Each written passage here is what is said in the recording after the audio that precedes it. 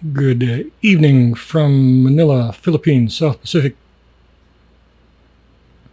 Whatever. We're doing Philippines alien stuff. We're looking for aliens in the Philippines. Ain't too many, as Filipinos will attest. But there's some, and we're looking for them. San Fernando, Cebu Island. Sorry, Cebu. Cebu is kind of a nice little place. It used to be a shithole. I lived there years and years and years ago. It was a shithole. Now people say it's nice. So I got to go back and look. November 29th, 1998, time is 0300. Oh, they found themselves a clock. 0300. 3 o'clock in the morning. That's when everybody's drunk, on drugs, and seeing stupid shit. The witness noticed a strange small object. Here we go. We got an object. We finally got an object. No Oswang, it's an object. One witness, noticed a strange small object hovering above a dead tree in a wooded area. There was a sudden flash at the witness. Oh, they hit him with a ray gun. Huh. And a large balloon-shaped object with 3 illuminated triangular-shaped windows became visible. I don't know. It's hard to visualize what the hell they're talking about. It's hovering above a dead tree. It's a small object. There was a sudden flash at the witness, and then a large balloon-shaped thing appeared, had 3 triangular-shaped windows. Inside the window, he could see the head of a being with bright crystal blue eyes. And that's when you run. That's when I run. Good old boys from Arkansas, they just blast it with their shotgun. But I run, because I think their ray gun trumps my shotgun. Okay. He heard a loud, thundering voice speaking at him in an unknown language. Some of it sounded like, I hate this because it doesn't really matter, and I don't like to try to replicate whatever stupid damn alien language sounds they're trying to represent here. You can read, if unless your cell phone screen is really crappy, you can read this. You can, if you're on the subway, here you go. You're on the crowded subway, okay, and you're reading this, or you're watching it, and you read this. What they say is the sound that this thing made, and you just start barking that out. Ark, ha, an, ra, in, rux, in. Okay, you just start barking that out, okay, and you go through it several times. And you see if anybody jerks their head up and starts looking at you, because if they do, you got them. They're aliens, and that's their language. And I bet these are bad words. I bet this alien said something like, "Hey, asshole, come here and let us probe you, or we're gonna shoot off your wiener with a ray gun." Okay, it's something like that is what he said. So you say that on a crowded subway, and if there's an alien on there who understands this, you're going to get some kind of reaction. Whatever. No other information. There's no comments. Aliens, well, at least it's, an alien-sounding report kind of a thing. Is there any credibility to this? That's what we do here. We look for credibility. Is there any credibility to this? Well, let's see. What is a small object? Only one witness. No radar. No radiation. No broken tree limbs. Nobody got probed. One thing I do know after studying 9,400 of these cases is that when people make stuff up, they tend to exaggerate it. And they usually add much more detail than is necessary. And they didn't do that in this case. So this witness could be drunk. He could be on crystal meth. He could, who knows? But at least it's an alien report. Okay, do we ascribe any credibility to this?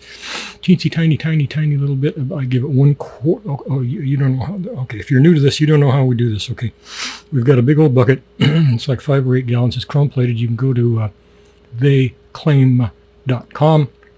There's a picture of it on that page, and the cat is in it, contributing his little contributions. That's our bucket. Okay, and when we find a report that might have some credibility, possibly, we take a little pinch of sand, depending on how good that report is, and we drop it in that bucket. And if that bucket is ever full and overflowing, then we say, okay, we believe in aliens. Okay, as of now, it's like 90.4% full of sand, or kitty litter. It could be coffee grounds. You know, you can use whatever you want for your own bucket. We don't care. So I give it 1/4 of 1 grain of sand. Okay, bye-bye. Now, what else have we got here? Okay, Manila, Philippines, March 12th, 2000, times 1800. Now, I've read this one a long time ago, and I don't remember it particularly, so it's like 80% a cold read for me. 3 employees of the San Miguel Corporation. What, the beer? The beer? They make a beer here? San Miguel? Really? Maybe. Were walking to their car in the parking lot when they noticed a strange glow emanating from a large tree to their left. It was a pale blue, rather relaxing light. Dang it. Thinking that it was some sort of decorative lighting, they ignored it and kept walking. So that's plausible. I like that. I like that because that's kind of, you know, could be credible. Then they heard a low grumbling noise that sounded like, oh no, not again. We got to try to sound this out. Anong balita, anong balita. Okay, is that Tagalog? Anybody know what that means? Anong balita, or is that alien? If it's Tagalog, it means there's some drunken Filipino in the tree. If it's not, then, you know, maybe it's aliens from outer space. Looking back, they caught a glimpse of a naked human-like creature with white hair and glowing rings embedded in its wrists like shiny cufflinks. Okay, so far I'm thinking drunken Filipino, but it leapt away with incredible speed and with a blur disappeared into the bushes. Okay, here's somebody's comment. The comments always suck. Very bizarre humanoid. There have been other reports describing apparently naked humanoids. Yeah, we know that. Okay. I'm thinking drunken Filipino in the tree, except that they say he ran away really, really fast. Well, maybe he did, maybe he didn't, you know. Credibility? No. No, I can't give it anything. No. Okay, last one for this tape. Santa Cruz, Manila, Philippines, September 6, 2000, times 13:30, 1:30 in the afternoon. 3 days after a witness filmed a strange object over the area, 31-year-old Gloria Saboa was walking on her way home when she was approached by 4 women wearing black nuns' habits. Where's this? Santa Cruz, Manila. Oh, well, anything can happen in Manila. I got a bad feeling here. They seemed to be lost and asked Gloria for directions. They failed to understand her directions and invited her to board their van and accompany them to their destination. Scam alert, scam alert, scam alert. I walk around Manila all day, every day. I get hit with these little attempts, so from 1 to 4 times a day.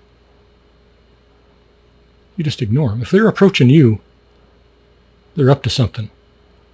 Pretty much guaranteed. And in Southeast Asia, they're up to stuff more than any other region of the world, except maybe Mexico. I don't know. Well, they're tied for Mexico. Okay, so let's see what happens to poor Gloria, because I think something's bad's going to happen to her. Because she's a little bit on the naive side. She's even talking to him. She's on the naive side. Let's see, they're dressed as nuns. And this is a Catholic country, so... They failed to understand her directions and invited her to board their van and accompany them to their destination. Run, lady, run. just run. The witness felt unwilling to resist. God. Women are the prey animals of the world, aren't they? They're the rabbits. You know, God put rabbits here for a reason. That was to feed the coyotes. That's why women are here. To be preyed upon. Sure as hell seems like it. I wish they'd smarten up and start carrying guns. Okay. And invited her to board their van and accompanied them to... The witness felt unwilling to resist and boarded the van. As soon as she boarded the van, one of the women covered her nose and mouth with a drug-laced handkerchief, knocking her out. This ain't no alien report. This is a crime report. 3 days later, Sabot woke up still on board the van, and she was headed to an unknown destination. She was still blindfolded. Okay. They just sold her, you know, probably 2, 3, 4, 5, 6, 7 times an hour. Kept her drugged out. They just sold her again and again and again, driving around Manila. Kept her blindfolded. That's it. That's it, people. That's it. It's a crime report. She woke up.